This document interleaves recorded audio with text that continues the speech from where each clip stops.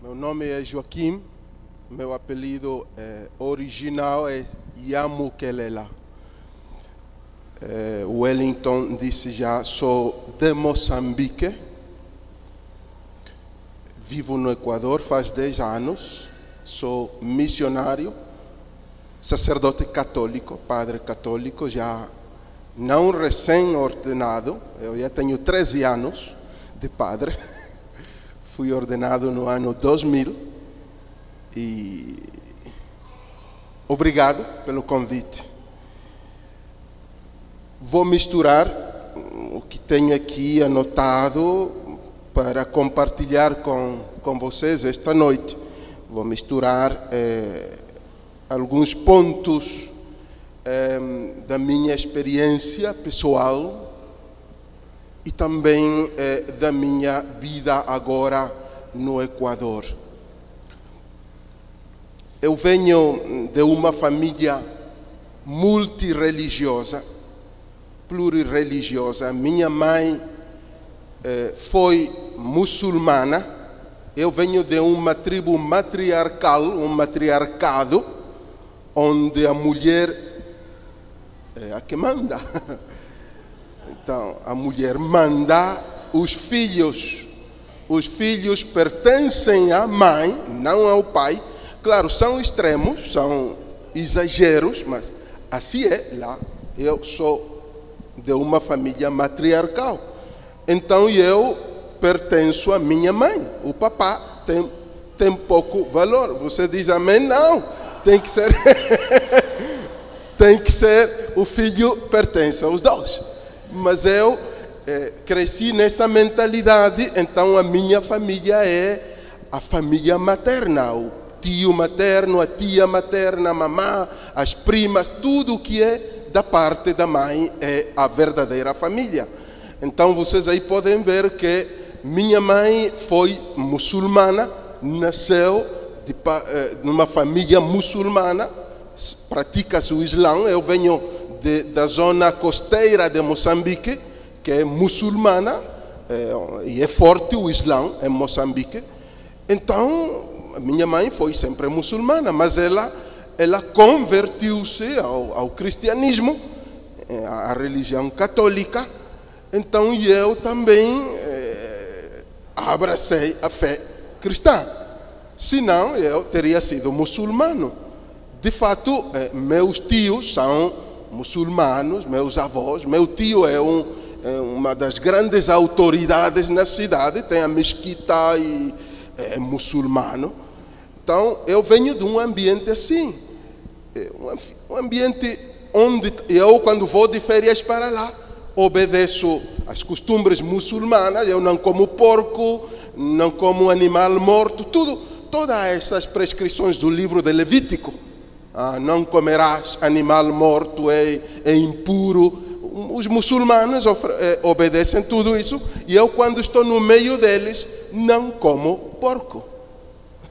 Não como porco, por respeito à fé deles. Esse é outro elemento. Então, num ambiente multirreligioso, num ambiente plurirreligioso, eu penso que todos temos que aprender a respeitar a fé do outro. Respeitar a fé do outro. Nisso eu tenho uma experiência negativa. Eu, no Equador, um domingo, eu, quando recém cheguei ao Equador, uns irmãos evangélicos montam uma predicação aí perto da igreja católica, e eu estava para dar a missa. Eu me escandalizei. Eu recém chegava de um país onde as religiões se respeitam, e aqui vejo uns irmãos, estou falando da minha experiência já do Equador, uns irmãos evangélicos, montam tudo lá. E eu falo com o irmão, o pastor, às 8 aqui temos uma missa. Não, vocês estão condenados, vocês vão ao inferno, vocês são adoradores de ídolos, o Senhor me mandou aqui para pregar que vocês são do inferno, são do Satanás. E eu fiquei, mas como é possível? Agora não sei se isso acontece aqui em Brasil, mas foi uma experiência negativa. Primeiro, eu vinha desse ambiente de Moçambique. Depois, eu estudei, fiz os meus estudos em Roma, especialização em Sagrada Escritura, em Roma, no Instituto Bíblico, e tive professores evangélicos. Tive professor de teologia, que era da Igreja Evangélica Alemã. Depois, fiz outros estudos em Jerusalém. Tive um professor judeu sobre o Antigo Testamento. O meu professor de Pentateuco, os 5 livros, os primeiros 5 livros do Antigo Testamento, foi judeu. Não foi nem padre, nem pastor, nem bautista, nem nada. Foi judeu. Então, eu tenho experiência, fui ao Equador com boa bagagem de convivência entre religiões, de fé. Também em Moçambique eu tinha trabalhado já numa comissão de tradução da Bíblia.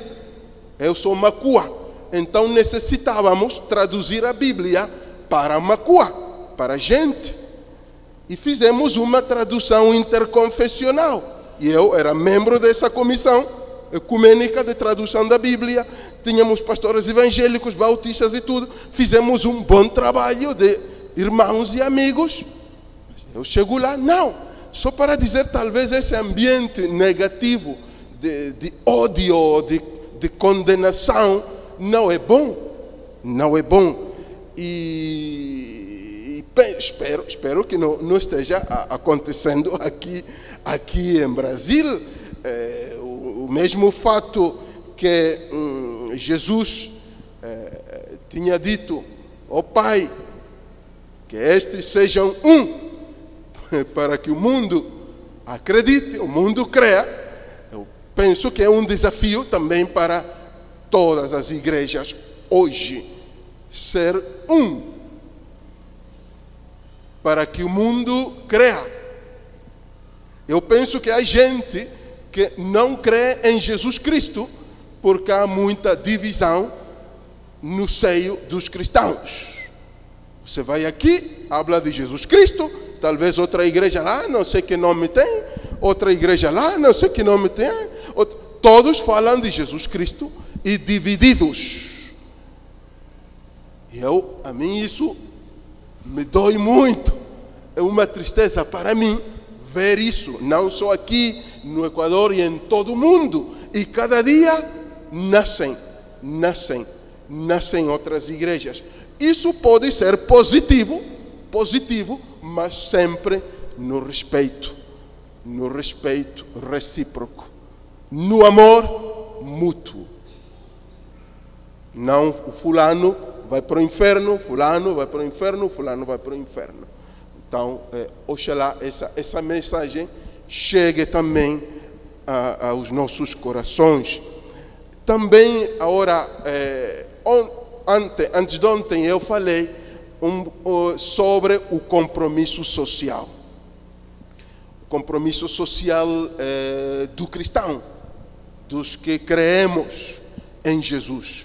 Jesus já em Lucas 4, versículo 18, ele vai ao templo e lá lhe dão para ele o livro do profeta Isaías. Ele lê essa parte onde diz: o Espírito do Senhor está sobre mim, ele me enviou a pregar a boa nova aos tristes, aos aflitos, aos doentes, tudo isso. E um ano de graça, um ano de jubileu para os escravos. Eu penso que é uma passagem fundamental para todos.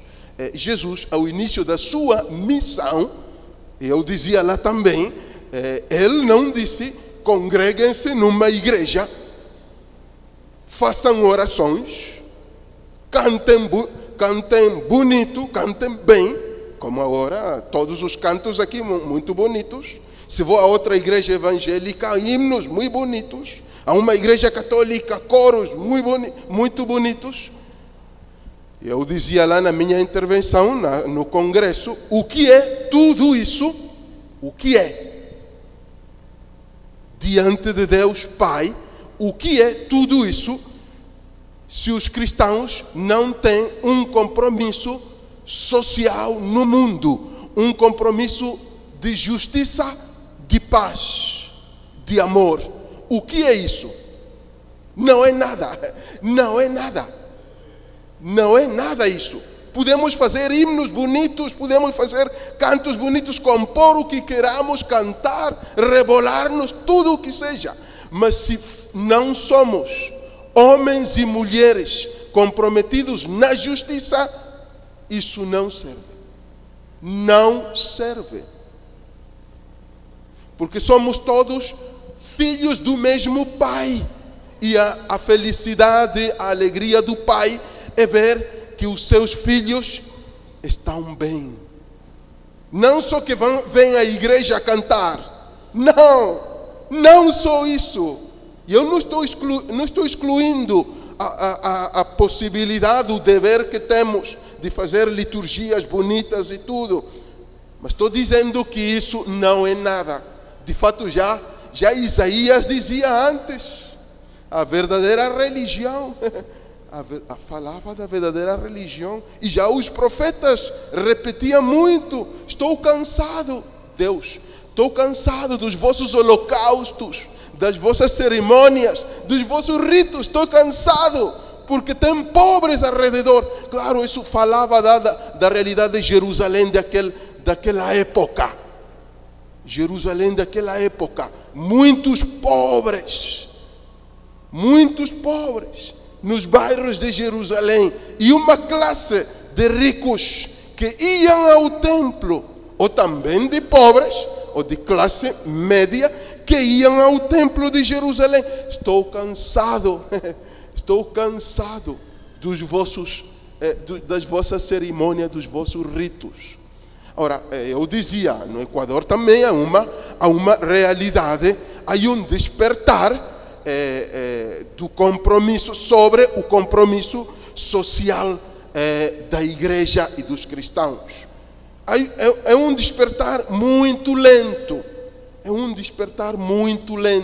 Muitas igrejas ainda não aceitam. Eu mesmo reunia pastores no Equador. Eu tive a iniciativa de convidar os pastores para conversar, não sobre a Bíblia, não para discutir sobre a Bíblia, não para discutir sobre a Virgem Maria, não para discutir sobre imagens, nem nada disso, para dizer o que é que Deus quer do cristão hoje, no meio desta realidade de pobreza, de uma população afrodescendente excluída, que sofre de um racismo inimaginável, que até os mesmos que vão à igreja, a mesma gente que vai à igreja é racista, a mesma gente que recebe bautismo é racista.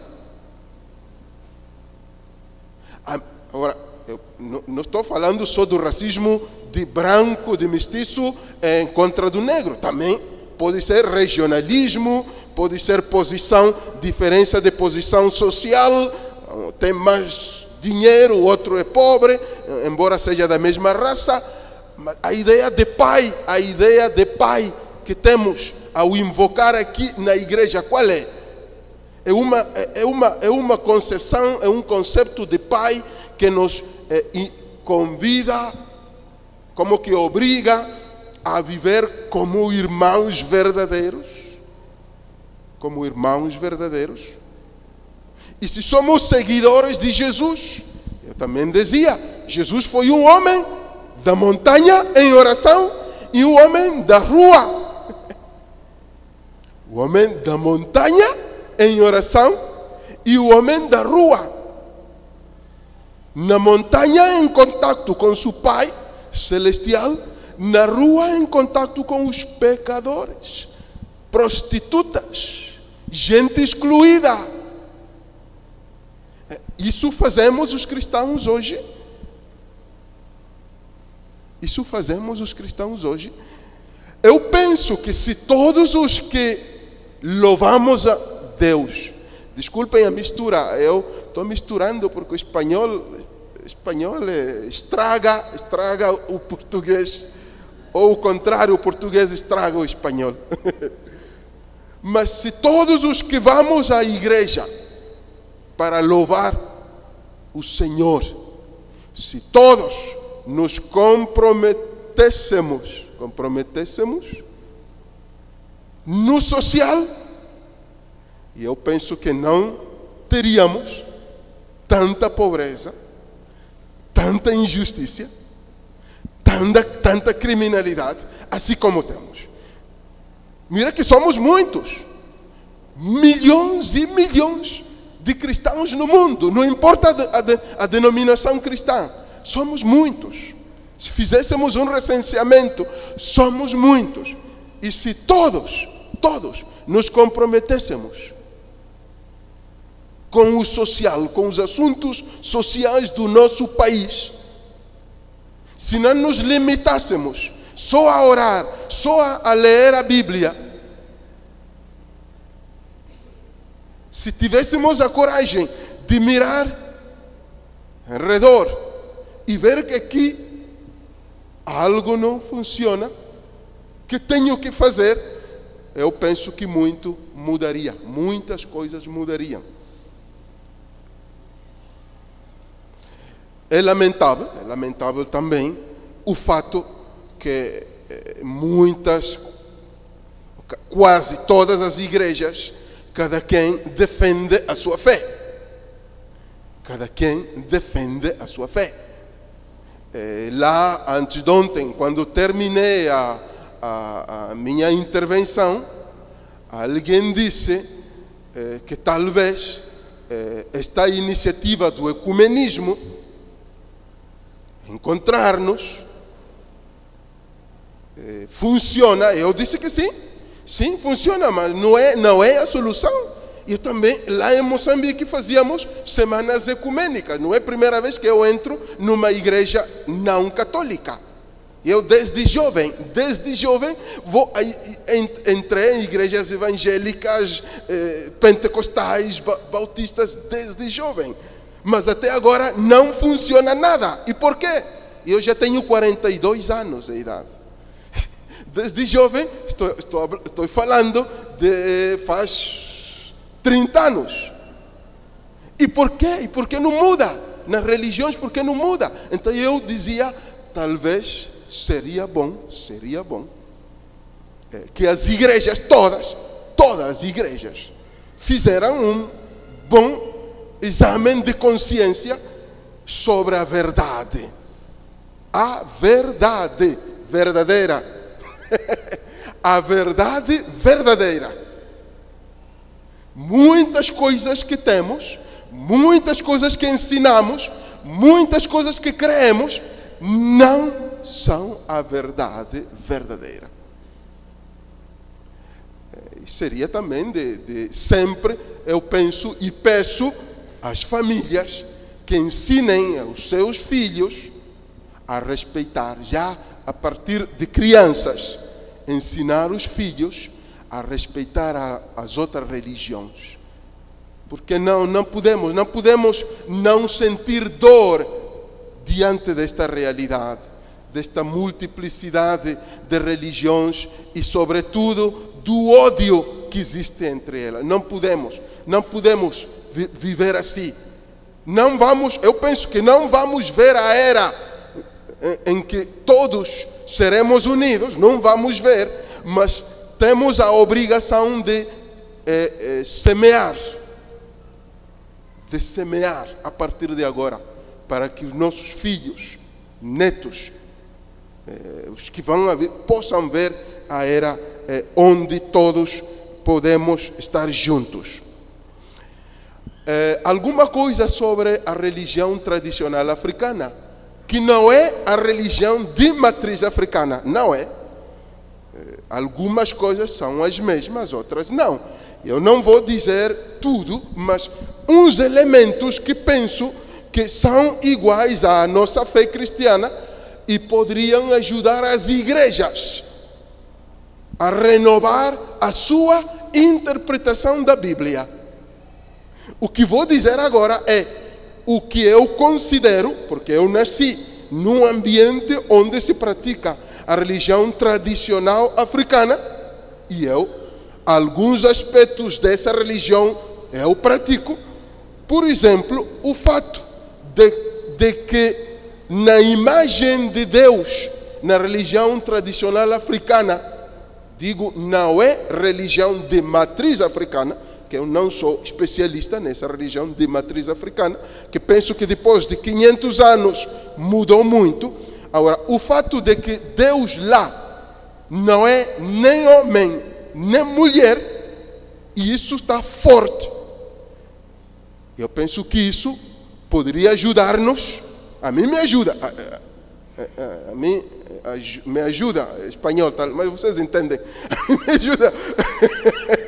Eu vejo que não é assim em português, mas tá bom, vocês entendem. A mim me ajuda, como padre católico, a repensar toda a ideia que eu tenho de Deus. Deus homem, talvez com barba, que eu via na Bíblia da criança, Deus com a barba, velhinho, Deus criador com a barba. Eu cresci com essa imagem, Deus homem. E não é verdade. Não é nem homem, nem mulher. Ora, não quero tampouco ser feminista, mas a Bíblia também está toda ela escrita numa linguagem,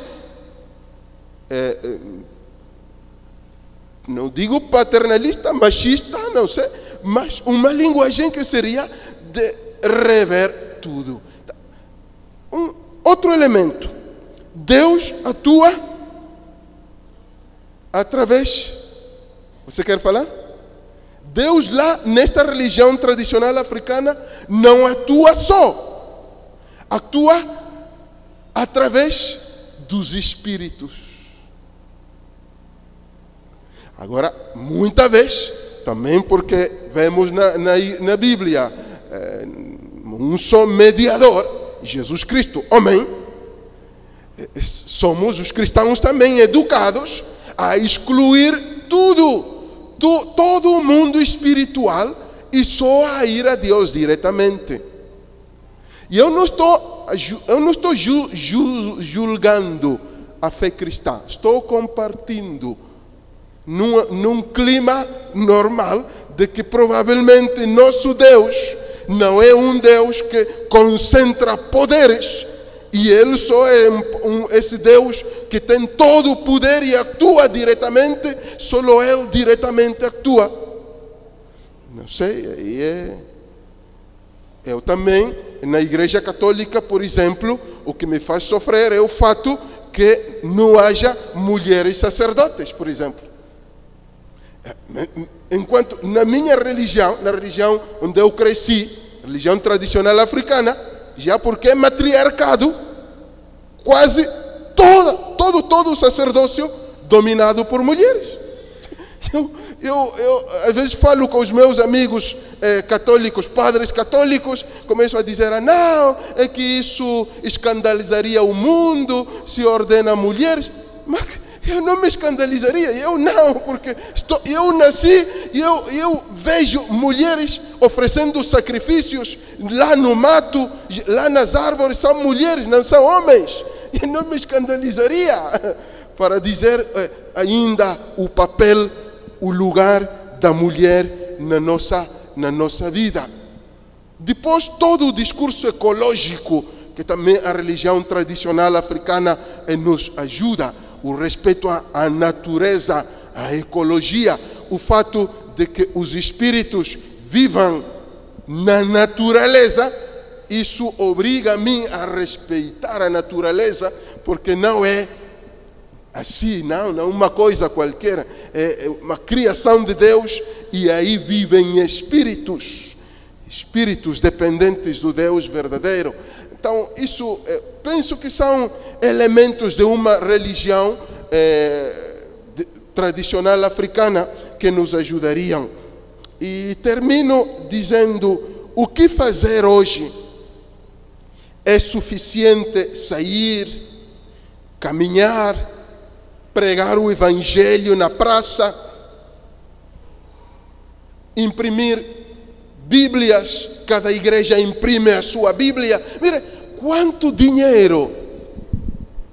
Imaginem-se quanto dinheiro gasta a Igreja Bautista em Bíblias, livros, himnos. A Igreja Evangélica, Bíblias, livros, para ninho, Bíblia para adulto, Bíblia para casados, Bíblia todo. A Igreja Católica, Bíblia para ninho, para criança, Bíblia para casado. Mira quanto dinheiro, para que vocês vejam que o discurso de justiça não é suficiente também dizer que eu sou cristão, eu sou do APN, então eu vou lutar para a justiça. Mas já o fato de que haja muitas igrejas que gastam muito dinheiro, se fosse só uma, não gastariam tanto dinheiro.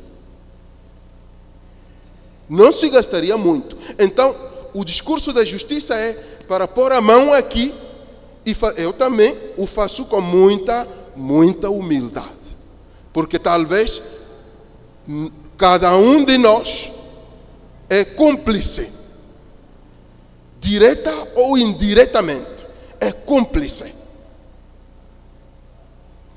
E sabemos que o relato do juízo, do julgamento final, o relato do julgamento final, quando Jesus põe uns à esquerda, outros à direita, diz: venham benditos do meu Pai.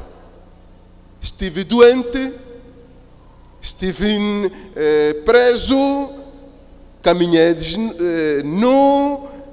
Aí não, o critério desse juízo é compromisso social. O critério é compromisso social. Então, qual é a maior preocupação de Deus hoje? O que pensam vocês? Qual é a maior preocupação de Deus hoje? O louvor a Ele? O louvor a Deus? Uma missa com coro, com tudo, como na igreja católica, na igreja ortodoxa, na igreja copta. A igreja copta é da Etiópia, uma das antigas também, que não é nem católica nem nada. Qual é a maior preocupação do Pai? O Pai de todos, hoje. É toda a realidade de pobreza. Toda a realidade de pobreza. Toda a realidade de injustiça. Toda a realidade de morte. De criminalidade. Louvor, não, eu não penso que Deus esteja preocupado hoje. Desculpem, eu estou como que contradizendo a Bíblia. Mas não. Mas eu penso, o que digo é o que penso eu. Eu penso que hoje a maior preocupação de Deus não é o louvor a Ele.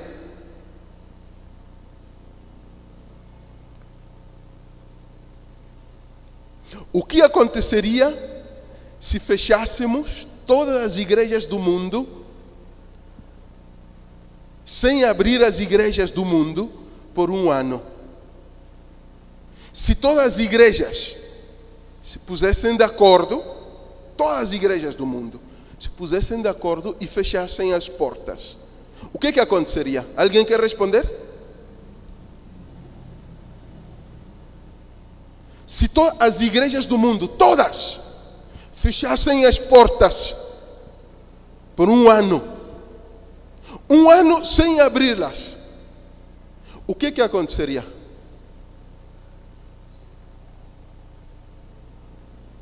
Ninguém sabe? Nuno?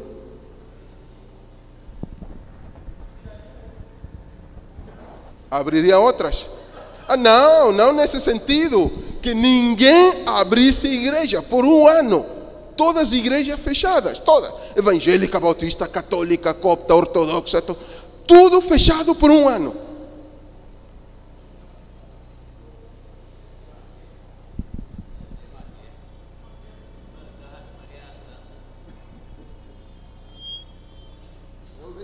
Eu não sei. Nem eu sei.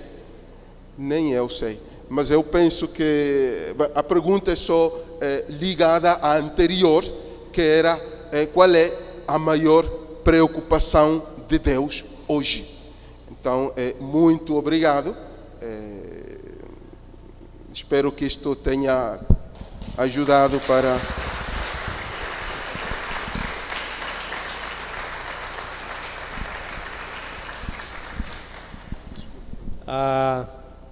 A Cleia disse assim: o triste nessa resposta é que talvez não mudaria muita coisa. Quando eu me converti, os protestantes no Brasil, Joaquim, eram 7 milhões. Hoje os protestantes no Brasil são 42 milhões. Junto com 122 milhões de católicos, são 164, quase 170 milhões. Dos 200 milhões, só sobra 30 milhões que não são cristãos. Era para esse país ser um paraíso. Que eu disse antes. Então, se todos. De fato. Ouçam o que o Espírito diz à igreja. Amém? Domingo passado a pastora Ódia pregou numa igreja católica de manhã. Hoje nós temos um padre pregando no culto da nossa igreja. Que sinal é esse? Deus abençoe sua vida. Obrigado. Amém. Você pode fazer essa oração comigo? O Espírito do Senhor está presente para consolar. É Deus com a gente. A letra. Forças para caminhar. De novo. O Espírito do Senhor está presente para consolar. É Deus com a gente, exalando vida. Forças para caminhar. E Ele nos ungiu para pregar e quebrar e anunciar o ano aceitável do Senhor,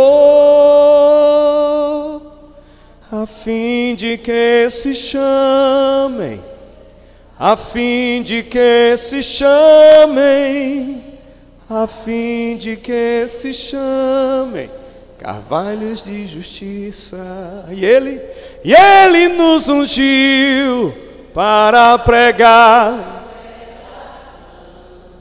e quebrar cadeias e anunciar o ano aceitável do Senhor, a fim de que se chamem, a fim de que se chamem, a fim de que se chamem carvalhos de justiça. Meus irmãos, talvez a gente possa não mudar o mundo todo, mas se a gente começar a plantar essa semente e não querer controlar o vento do Espírito, que o Espírito sopra onde quer. Eu cresci num ambiente católico, me converti aos 15 anos, e quando me converti, aprendi na igreja que tudo que era católico tinha que ser jogado no fogo do inferno. Aprendi que tudo que vem dos cultos de matriz africana é coisa do demônio. E sabe onde foi que eu aprendi a rever tudo isso? Aqui.